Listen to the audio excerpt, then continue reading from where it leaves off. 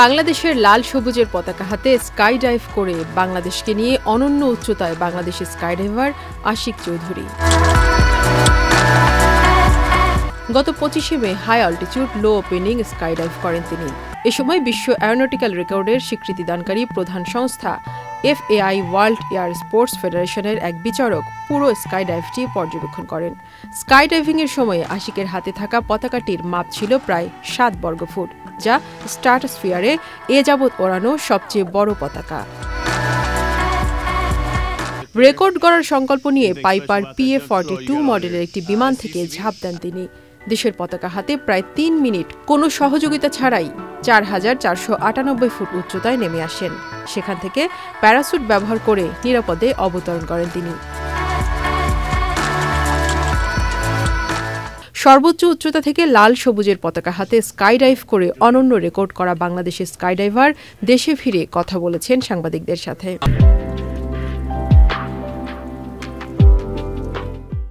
আমার পুরো জাম্পটা is less than 6 minutes. 3 minute free fall, 2 মিনিটের মতো প্যারাশুট খুলে মাটিতে নামা। তো এই নাম্বারগুলা অফিসিয়ালি কনফার্ম করেছে ইন্টারন্যাশনাল এয়ার স্পোর্টস ফেডারেশনের জাজ, এবং সেই কনফার্মেশনের উপর বেস করে আমরা এতটুকু বলতে পারি যে আসলে ওয়ার্ল্ড রেকর্ডের 2টা প্যারামিটার অ্যাকচুয়ালি ব্রেক হয়ে গেছে। তো এইটার নেক্সট স্টেপটা হচ্ছে জাস্ট এই রিপোর্টটাকে গিনেসকে দেওয়া, তখন গিনেস সার্টিফিকেটটা ইস্যু করবে।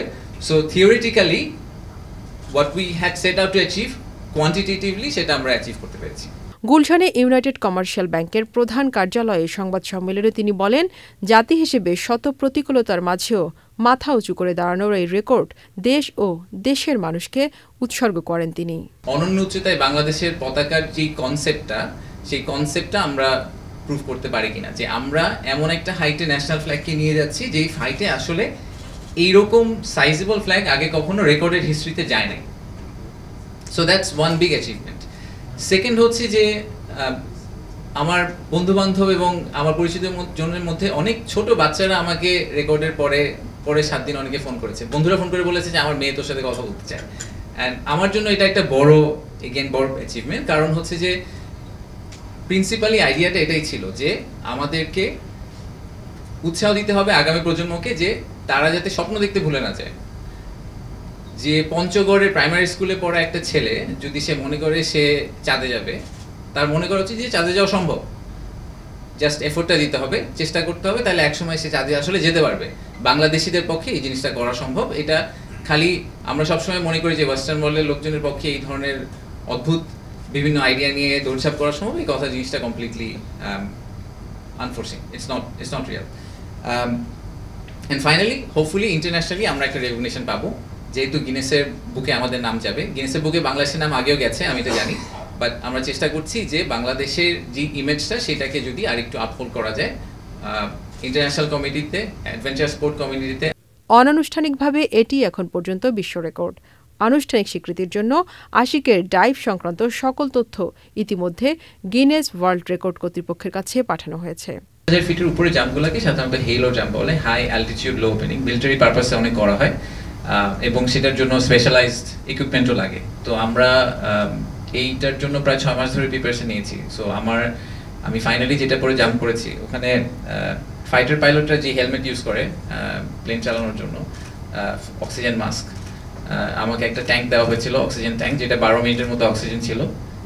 আমি ফুল একটা থার্মাল কিট পরেছিলাম, কারণ ওখানে টেম্পারেচার -65। আমরা ফাইনালি রেকর্ড করেছি -71। অ্যাকচুয়ালি আমরা যখন এক্সিট করেছি তখন ওখানে টেম্পারেচার ছিল -71 ডিগ্রি। সো ফুল বডি একটা থার্মাল কিট পরা ছিল, প্রেশার স্যুট পরা ছিল, এবং জাম্প করার 1 ঘন্টা আগে থেকে আমরা প্লেনে উঠে পিওর অক্সিজেন নিয়ে বসেছিলাম, কারণ বডির ভিতরে যে নাইট্রোজেন থাকে সেইটা ইউজুয়ালি অত উপরে গেলে আপনার বডি থেকে বের হয়ে আসার চেষ্টা করে, and that could actually drive to rupture and অনেক ধরনের ইনসিডেন্ট হতে পারে। তো কিছু রিস্ক তো ছিলই, ওটাকে মাথায় নিয়ে করা, but that is exactly what we were trying to achieve. So skydive কমিটিতে লাইসেন্স পাওয়ার পরে লোকজন বিভিন্ন ডিরেকশনে চলে যায়। সাধারণত কিছু মানুষ আছে একদম জাস্ট আনন্দের জন্য জাম্প করে, কিছু মানুষ আছে যারা ইনস্ট্রাক্টর হয়ে যায়, পরে ট্যুরিস্টদের নিয়ে জাম্প করে, কিছু মানুষ আছে যারা বিভিন্ন স্পোর্টস কম্পিটিশনে পার্টিসিপেট করে, আর কিছু মানুষ আছে যারা বাউন্ডারি টেস্ট করতে থাকে। সো আমি হচ্ছি লাস্ট ক্যাটাগরির লোক, যারা আমরা ট্রাই করছি যে নেক্সট বাউন্ডারিতে আসলে স্কাইডাইভ নিয়ে কি করা যায় এটা ট্রাই করা।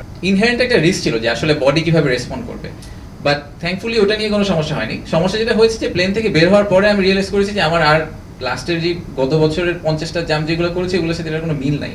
কারণ হচ্ছে যে আমার জন্য ইজি রেফারেন্স হচ্ছে যে ধরেন আপনারা সুইমিং পুলে বা পুকুরে যখন সাঁতার কাটেন তখন সাঁতার কাটাটা পসিবল হয় কারণ পানি আছে, so you get a resistance, right? সেটা দিয়ে সাঁতার কাটেন। মনে করেন আপনি পুকুরে ঝাঁপ দিলেন কিন্তু ওখানে কোনো পানি নাই, খালি বাতাস, সো আপনার কোনো বডি মুভমেন্টেরই আসলে কোনো রেসপন্স নাই, কোনো কাউন্টার ফোর্স নাই। নিউটনের ফোর্সের এগেইনস্ট আপনার তো একটা কাউন্টার রিয়াকশন লাগবে। সো আমরা যখন বের হলাম, বের হয়ে বুঝলাম যেহেতু কোনো বাতাস নাই, আমার বডির উপর আমার কোনো কন্ট্রোল নাই, so we were just sleeping মানে। এবং স্কাইডাইভ বুকে একটা বড় রেড লাইট হচ্ছে যে আপনি যদি একবার স্পিন করা শুরু করেন you will never be able to stop it. So আপনি ফ্যানের পাখার মতো ঘুরতে থাকবেন, তখন আপনি প্যারাশুটও খুলতে পারবেন না, আপনি পাস আউট করবেন, things can go very wrong. So that started. So the jump was very very very difficult. So আমি নেমে এসেছি যখন ফাইনালি যাই, আমি এক জায়গায় ছোট করে লিখেছিলাম আমার কানে একটা বড় ইনজুরি হয়েছিল। আমি প্রথম একদিন কিছু শুনতে পাইনি, আমি এখন মোটামুটি শুনতে পাচ্ছি। আর এত এক্সস্টেড ছিলাম যে ফাইনালি প্যারাশুট আসলে স্টিয়ার করার এনার্জি ছিল না। আমি অনেক দূরে একটা ধান খেতে পড়েছিলাম। সো আমার এমনি মাইনর কিছু ইনজুরি হয়েছে, বাট ওগুলা এভরিথিং ইজ রিকভারেবল, ওরকম মেজর কিছু হয়নি আলহামদুলিল্লাহ। But the jump was much harder then what I anticipated. আশিকের এই গৌরবের পৃষ্ঠপোষকতায় ছিল ইউনাইটেড কমার্শিয়াল ব্যাংক। ভবিষ্যতেও নিজের কর্মপ্রচেষ্টা দিয়ে দেশকে অনন্য উচ্চতায় নেয়ার প্রচেষ্টা চালিয়ে যাবেন বলে জানান স্কাইডাইভার আশিক চৌধুরী।